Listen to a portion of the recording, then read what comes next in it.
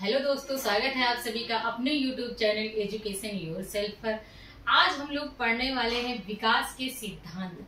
विकास के सिद्धांत बहुत ही इंपॉर्टेंट होते हैं। इससे पहले हम लोग ने पढ़ा था विकास की अवस्थाएं। विकास की अवस्थाएं कौन कौन सी थी? विकास की अवस्थाएं गर्भावस्था, शैशवावस्था, बाल्यावस्था और किशोरावस्था। इसके बाद में हम लोग पढ़ रहे हैं बाल विकास के सिद्धांत। तो बाल विकास के जो सिद्धांत हैं कौन कौन से हो जाएंगे। अब पहला हमारा हो जाएगा विकास की दिशा कैसी होती है। विकास की जो दिशा होती है वो निश्चित होती है। किसी भी बालक का आप विकास देख लीजिए तो कैसा होगा, स्टेज बाय स्टेज होगा। जो दिशा होती है वो कैसी होगी, निश्चित होगी। ये नहीं कि कहीं विकास आपका कहीं दाहिने हो रहा है कहीं बाएं हो रहा है, ऐसे विकास नहीं होता है। विकास की जो दिशा होती है वो निश्चित होती है, स्टेज बाय स्टेज होगा। पहले आपका शैशवावस्था हो जाएगा, बाल्यावस्था होगा, किशोरावस्था होगा। और आपका जो ये दिशा बताई गई, दिशा कैसी होगी कि पहले आपका सिर से जो विकास होगा, सिर से कैसा होगा, पैर की ओर होगा। पहले आपका माइंड डेवलपमेंट होगा, फिर आपका आ जाएगा हाथों का डेवलपमेंट, फिर आपके भुजाओं का। बच्चा क्या करता है, बच्चे में आप पहले देखेंगे सबसे पहले उसके सिर का जो यहाँ पर बताया गया है डेवलपमेंट होता है। तो पहला आपका आ जाएगा शिरोपदी अनुक्रम, मतलब सेफेलोकॉर्डल। अब सेफेलोकॉर्डल में क्या होता है, विकास सिर से कैसा होता है, पैर की ओर हो रहा है।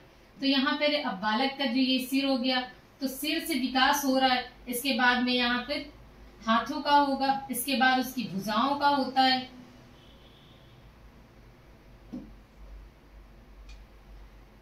जैसे ये बालक हो गया तो बालक में पहले इसके सिर का पूरा विकास हो गया, इसके बाद इसके हाथ भुजाओं का यहाँ का विकास होगा, फिर से इसके बाद आ जाएगा उसकी भुजाओं का विकास। तो धीरे धीरे ये जो विकास है ये पैर की ओर होता चला जाता है।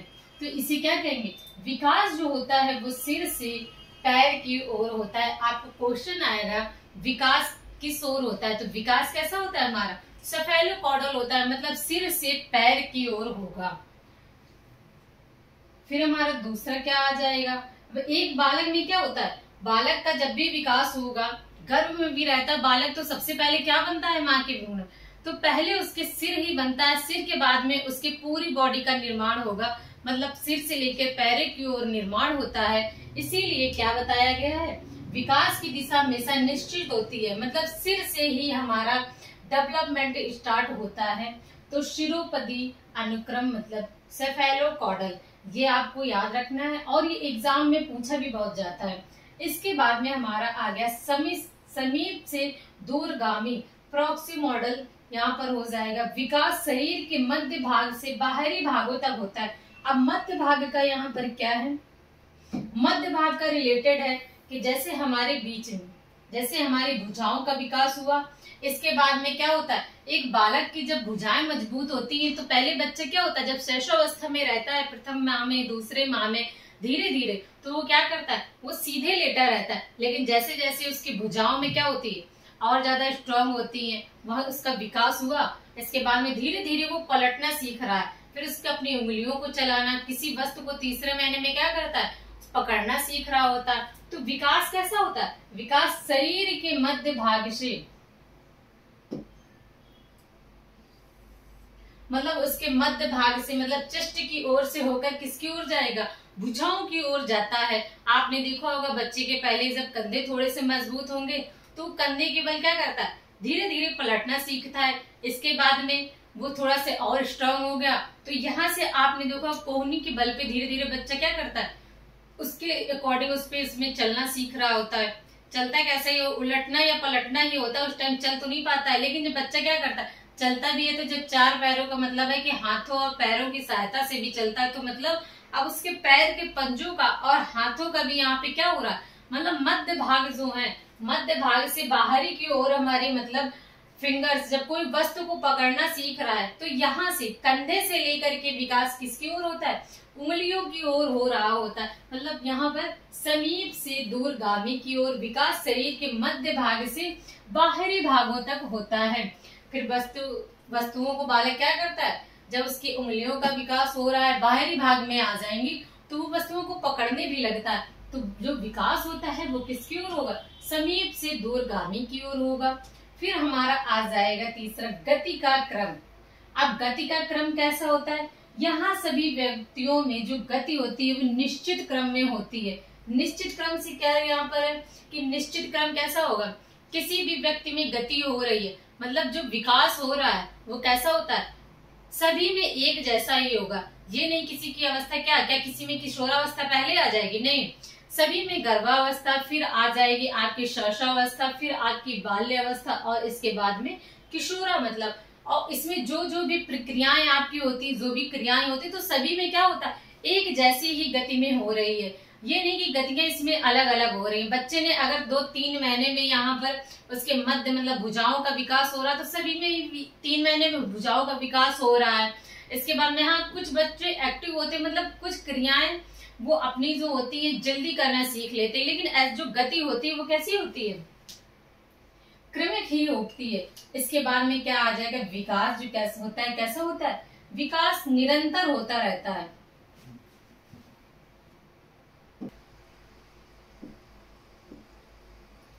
विकास निरंतर चलता रहता है। विकास कैसा होता है, विकास जो होता है वो निरंतर रहता है। अब विकास निरंतर रहता है कैसे, विकास सतत चलने वाली प्रक्रिया है।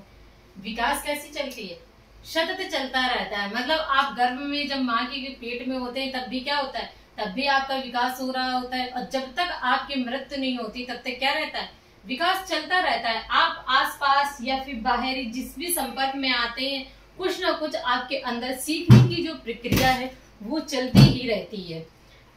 कहीं भी आप जाएंगे कुछ ना कुछ आप क्या करते हैं, सीखते ही रहते हैं। तो विकास कैसा होता है, विकास हमारे अंदर सभी के अंदर निरंतर रहता है, मतलब चलता ही रहता है, और जब तक आपकी मृत्यु नहीं होगी तब तक आपके अंदर विकास होता ही रहेगा।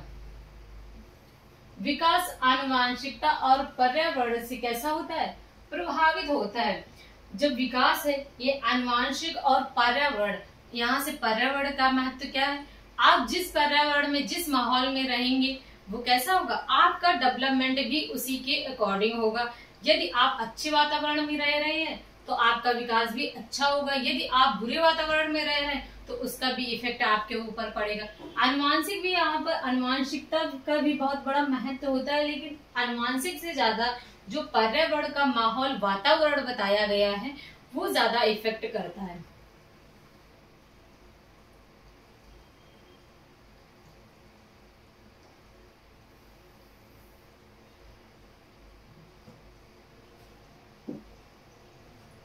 विकास के आयाम हैं जो कि वंशानुगत पर आधारित होता है। जैसे कि अब वंशानुगत पे कैसे आधारित होता है, यदि हमारे माता पिता में से किसी की आइस का रंग कैसा होता है, यदि ब्लू कलर का है तो बच्चे में भी हो सकता है कि ब्लू कलर के आइज हो जाए, या फिर त्वचा का रंग, हाइट का, अगर माता पिता में से किसी की हाइट आपकी ऊंची है या किसी की कम है तो बच्चे का इस पर इफेक्ट जरूर पड़ता है, कि हो सकता है आपका बच्चा बहुत ज्यादा हाइटेड हो जाए या फिर शॉर्ट हाइट भी हो जाए, या फिर आनुवांशिक या फिर उसके दादा दादी किसी भी रहा होगा, जो जेनेटिक कुछ चीजें होती हैं वो भी यहाँ पर इफेक्ट करती हैं। इसके बाद में दूसरी पर्यावरण में विकास में जो महत्वपूर्ण भूमिका निभाता है, जैसा आपको मैंने बताया, जो वातावरण है ये हमारे आसपास का जो वातावरण ये बहुत बड़ा रोल निभाता है। बालक के जो रहने के साथ साथ जो बात करने का तरीका है वो किससे सीख रहा होता है, वातावरण से सीख रहा होता है, अपनी ही सोसाइटी से सीख रहा होता है। अच्छे वातावरण का बच्चा अच्छे वातावरण में तथा बुरे वातावरण का जो बालक होता है वो कैसा होता है, बुरी सामाजिक धारणा को अपने अंदर जो है वो समाहित करता है। बुरी अवधारणा का क्या मतलब है, अब उसने अगर चोरों के साथ रह रहा है तो उसने चोरी करना सीख लिया है, यदि और भी कई असामाजिक कार्य हैं वो करने सीख लिए, तो इसका तात्पर्य यहाँ पर यही है कि बालक जैसी भी संगति में रहेगा, जैसी सोसाइटी में रहेगा, वातावरण का उसके अंदर बहुत ही ज्यादा इफेक्ट पड़ता है। इसीलिए बालकों को क्या बताया गया कि आप जिस वातावरण में रख रहे हैं बालक का उसके ऊपर अत्यधिक प्रभाव पड़ता है। आनुवांशिकता का तो होता ही है, लेकिन जो ज्यादा महत्व बताया गया वो किसका बताया गया, वो हमारे ऊपर वातावरण का बताया गया है। अब विकास कैसा होता है, विकास जो है वो परिवर्तनीय होता है, मतलब विकास जो है वो कैसा होगा, परिवर्तनशील होता है।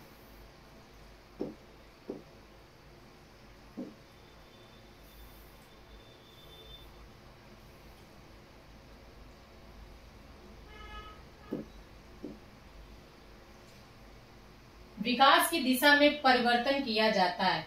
विकास की दिशा में परिवर्तन किस तरह से किया जाता है? विकास का सामान्य से विशिष्ट की ओर, मतलब आप कोई कार्य करना सीख रहे हैं बालक को, जैसे आप मैथ का उसको सोल्यूशन सिखा रहे हैं, तो उसको पहले क्या करेंगे, उसको आप पहले एग्जाम्पल बता देंगे। एग्जाम्पल बताने के बाद में आप उसको पूरा सोल्यूशन बताएंगे। आप उसको पहले अगर आप फार्मूले से बता रहे हैं तो इसका क्या मतलब है कि आप कठिन से सरल की ओर जा रहे हैं, लेकिन यहाँ पर जो विकास है वो सामान्य से विशिष्ट की ओर होता है। मतलब बालक जो है पहले अपने अंदर सरल चीजों को धारण करता है।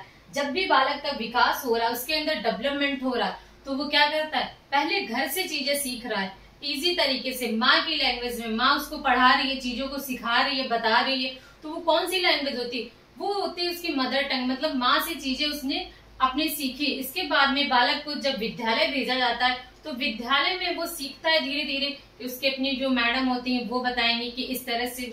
तो बालक जो है चीजें सीख रहा है, कैसे सीखता है, सामान्य से विशिष्ट की ओर उसका परिवर्तन किया जाता है धीरे धीरे। इसमें बच्चा पहले दोनों हाथों से छोटी वस्तुओं को पकड़ना सीखता है। बालक के अंदर कैसे विकास हो रहा है, बालक के अंदर जब उसका घर से विकास हो रहा होता है तो बालक पहले अपने दोनों हाथों से छोटी छोटी वस्तुओं को पकड़ना सीखता है। इसके बाद में विभेदीकरण का भी सिद्धांत कहा जाता है। इसे क्या कहा जाता है, विभेदीकरण का सिद्धांत कहा जाता है, क्योंकि बालक क्या करता है, वस्तुओं को पहचानने की जो क्षमता है, विभेद करने की जो क्षमता है, वो भी उसके अंदर यहाँ पर आ चुकी होती। इसे सरल से जटिल का भी सिद्धांत कहते हैं।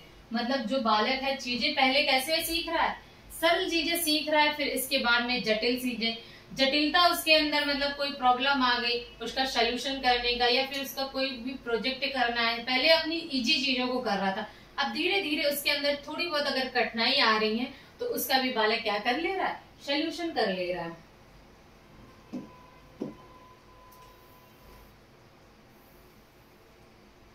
अब आ जाएगा आपका एकीकरण का सिद्धांत। जो एकीकरण का सिद्धांत है इसके अनुसार बालक अपने संपूर्ण अंगों और फिर अंग के भागों को चलाता है। पहले बालक क्या करता है, पहले बालक अपने अंगों को चलाता है, जो अंग होते हैं धीरे धीरे सीख रहा है। मतलब पूरी बॉडी में बालक में आपने देखा होगा कि धीरे धीरे पहले बालक अपनी बॉडी को चलाना सीख रहा है। इसके बाद में क्या करता है, फिर जो पलटने की क्षमता है आ जाएगी, फिर धीरे धीरे चलने की क्षमता आ जा रही, तो अब उसके सारे अंगों का यहाँ पर विकास हो गया है। इस तरह से बालक चलने भी लगता है। पूर्व अनुमान का सिद्धांत, तो पूर्व अनुमान का सिद्धांत क्या है, बालकों को ये एज के अकॉर्डिंग बताया जाता है कि बालक का अब यहाँ पर ये वाला विकास हो रहा है, शैशवावस्था का हो रहा है, या फिर बाल्य अवस्था का हो रहा है, या फिर किशोरावस्था। तो ये कैसे पता चलता है, ये पता चलता है उनकी एज से। विकास कुछ बच्चों की एज के अनुसार लगाया जाता है, एज के अनुसार। अब बालक शैशवावस्था में है तो ऐसा तो नहीं है कि वो किशोरावस्था वाली हरकतें करेगा। अब वो शैशवावस्था में तो जितनी भी एक्टिविटी है वो कैसे करेगा, शैशवावस्था वाली करेगा। सभी बच्चों में विकास की दर कैसी होती है, अलग अलग होती है। विकास की दर इसमें अलग अलग होती है। आपने देखा होगा कि घर में कभी कभार हमारे जुड़वा बच्चे भी होते हैं, तो उनके विकास की अवस्थाएं भी अलग अलग भी हो सकती है। ऐसा नहीं है कि दोनों में समान ही हो जाए। हो सकता है कि पहले भाई ने पहले चलना सीख लिया, दूसरे ने देर से चलना सीखा। तो विकास की जिसमें क्या बताया गया कि दर जो होती है विकास की, ये अलग अलग हो सकती है।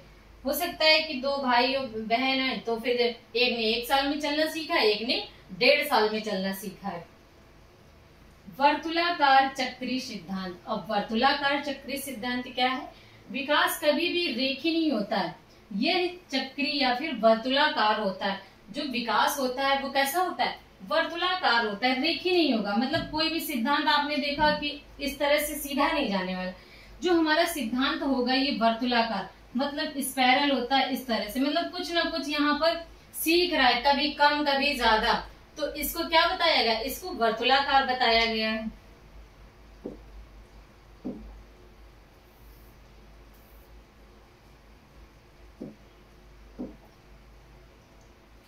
अब आ जाएगा हमारा संपूर्ण विकास का सिद्धांत, प्रिंसिपल ऑफ टोटल डेवलपमेंट। अब बालक के अंदर क्या हो रहा है, टोटल डेवलपमेंट। मानव व्यक्तित्व का संपूर्ण विकास इसमें होता है। अब यहाँ पर बालक का पूरा जितना भी है उसके मेंटल डेवलपमेंट हो गया, फिजिकल डेवलपमेंट हो गया, और उसके जो बुद्धि की तर्क करने की शक्ति होती है, इन सभी का धीरे धीरे यहाँ पर क्या हो जाता है, डेवलपमेंट हो जाता है। शारीरिक हो गया डेवलपमेंट, और भावनात्मक, मानसिक, बुद्धि, तर्क शक्ति जो होती है बालकों के अंदर आ जाती है। तो ये जितने आपके विकास के सिद्धांत है ये बहुत ही इंपॉर्टेंट है।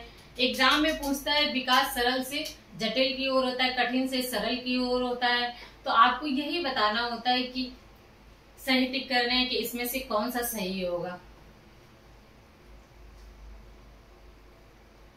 अब हम लोग इसके जितने भी आपको टॉपिक पढ़ाए कंप्लीट होने के बाद में अब इस पे एक एक आपके सारे क्वेश्चन बता देंगे, इसमें से जितने भी हैं टॉपिक वाइज आपके क्वेश्चन आंसर भी करा देंगे। ठीक है, थैंक यू क्लास।